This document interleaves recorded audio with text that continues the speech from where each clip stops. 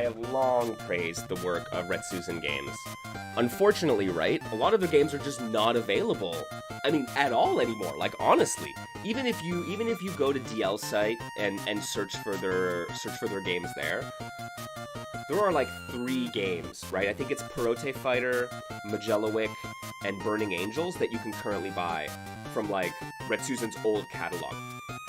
They have to have like 10 different games, right, that were made in 2D Fighter Maker that are just not available anymore. It sucks that it's really hard. It's like they're not accessible to especially Western English-speaking audiences.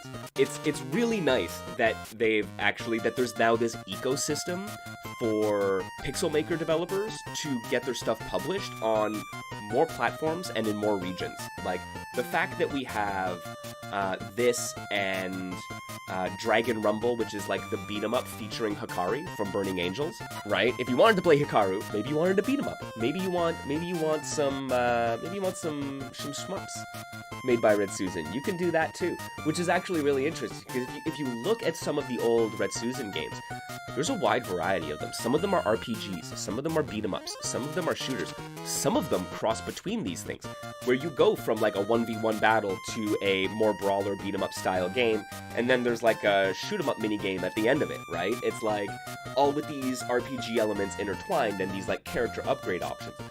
There's a ton of really interesting stuff that they've done, which unfortunately we don't see a lot of anymore, but you're getting glimpses of it, where it's like all of these game styles that they have dabbled in over 25 years. We're talking a quarter century that these folks have been making games in some way, shape, or form. They're now kind of like focusing in, and they have like focused in on this Game Buddy aesthetic of what if our stuff was Game Boy games, which I find particularly fascinating. So there's a lot of really cool stuff right now that if you want to check out something from these folks that, hey, maybe fighting games aren't strictly your jam and you'd like to see what these characters and what these developers are doing in other ways, what can be done with Pixel Maker MV, it is actually really interesting.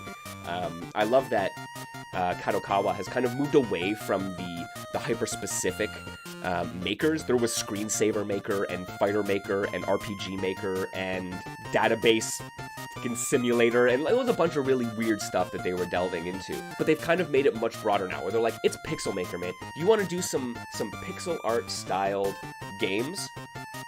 You can make a lot of interesting ones from beat 'em ups and fighting games and puzzle games and shooters. So it is really fascinating the direction that these kind of really, really small indie devs who were usually, like, you think of, like, outside of the handful of, like, RPG Maker games, like maybe Yume Nikki and Lisa, right? Like, outside of stuff like that, like, was Lisa even RPG Maker? It might not have been, right? But outside of stuff like that, you never really see these styles of games, the RPG Maker games, the Fighter Maker games, really explode into the wider gaming consciousness. So I love that. That's why it's partly why I'm so fascinated by Dynamite Bomb and Axel City getting releases on an arcade platform. And now that, like, seeing Retsuzan and all these other Pixel Maker devs get their chance to shine, it's just phenomenal. It's so good.